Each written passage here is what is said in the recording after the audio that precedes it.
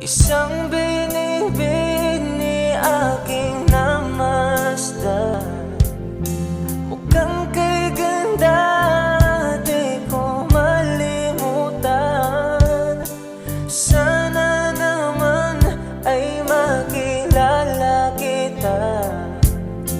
Ang puso ko ngayon'y nabiyak na. Sa tuwing nakikita